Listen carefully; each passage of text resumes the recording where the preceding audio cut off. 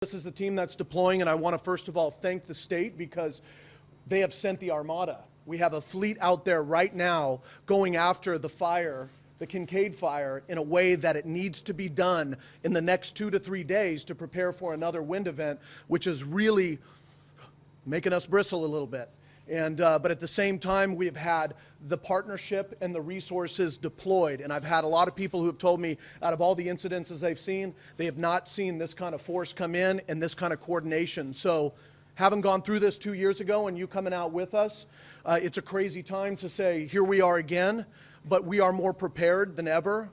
You can tell by the sense on the ground and the individuals, there's not that same frenzy that was there before, but at the same time, this is going to test us. So we're in a situation right now. Thank you for being here and taking a lead on an issue that none of us decide to be leaders on, but we have to embrace and go with. So I'm going to pass it on over to the governor, and thank you all so much. Thank you, Supervisor. Thanks for all your leadership, and let me thank the elected officials assembled behind me, but more importantly, let me thank the men and women out on the front lines that are keeping you safe and doing heroic work. Not only those that wear the badge of your local jurisdiction and the state, CAL FIRE, but folks that are providing mutual aid from all throughout the state of California and from outside of the state of California. I was just down in Southern California, a new fire sparking in San Diego. We are monitoring 2 fires in Los Angeles County and 2 fires here in Northern California, though the Muir fire seems to be substantially under control. The biggest concern, obviously, in the northern part of the state is Kincaid.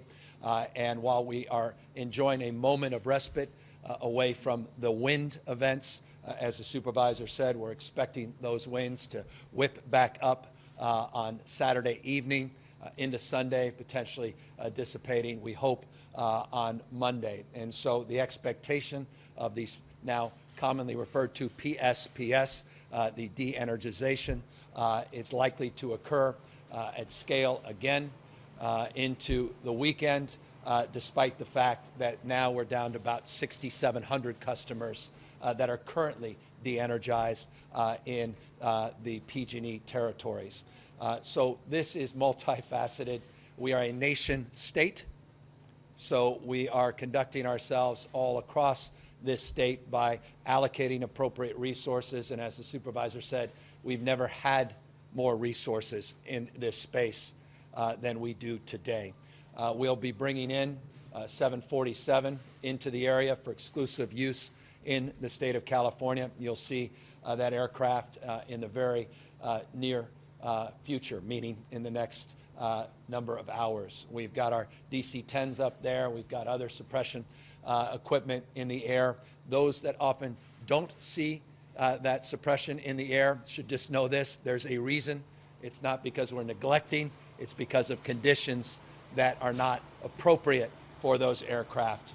Not only the issues of suppression in the air related to wind conditions or literally clarity issues, inversion in that layer where you need to get low, and if you can't actually get low, there's no point in bringing those aircrafts up. But that does not deny the work that's being done underneath, the hand crews that are out there, the bulldozers that are out there, and the lines that are being drawn in and around the fire to contain it.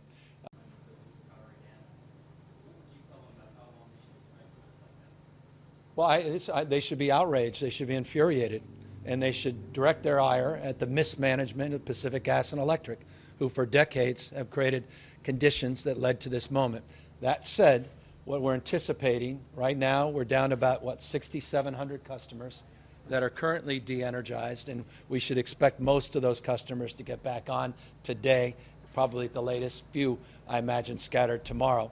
But we expect more power outages Saturday evening at the moment into Sunday, hopefully turning back on Monday. And we are doing everything in our power to mitigate the scale and scope of that and to make sure that they turn back the power on as quickly as they can. Let me, on that subject, make a point that's important to make.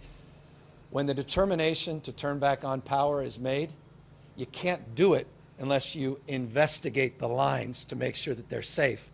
And that takes time. What we have done, so you know where the state has been, we are providing air resources, infrared technology, so even during nighttime, the California Highway Patrol and its planes can do a lot of that investigation to supplement the work that's being done by PG&E, all in an effort to, as quickly as humanly possible, get those lights back on. Have you given PG&E any kind of ultimatums in terms of making the lines safe enough where they don't have to do these kinds of They have specific prescriptive ultimatum. I would encourage you to go back to the legislation we passed in July, which was historic and a heroic effort to get ahead of ourselves before the fire season. In that legislation are specific, measurable roles and responsibilities that we all will play: the state, Public Utilities Commission, the IOUs, the city and counties with support from the state, but more importantly, the utilities themselves that have a $5 billion obligation to invest in public safety, hardening, undergrounding, vegetative management, et cetera, including technology that allows them more precision to de-energize without having to turn off a switch where the entire house goes out, but one room at a time. All of that is laid out in that legislation, legally required if they're ever to access the capital that we're willing to put up to help PG&E get out of bankruptcy and secure the other IOUs so that they can go out in the bond markets with higher ratings and be able to access capital to complete their improvements. I don't mean to complicate this, but we spent 6 months on a daily basis working to put together that package, and I cannot impress upon you more to look at what now is required. We're not reacting to this moment. We specifically laid out a framework and a direct pathway for them to get back to solvency and get back into the business of being a good business.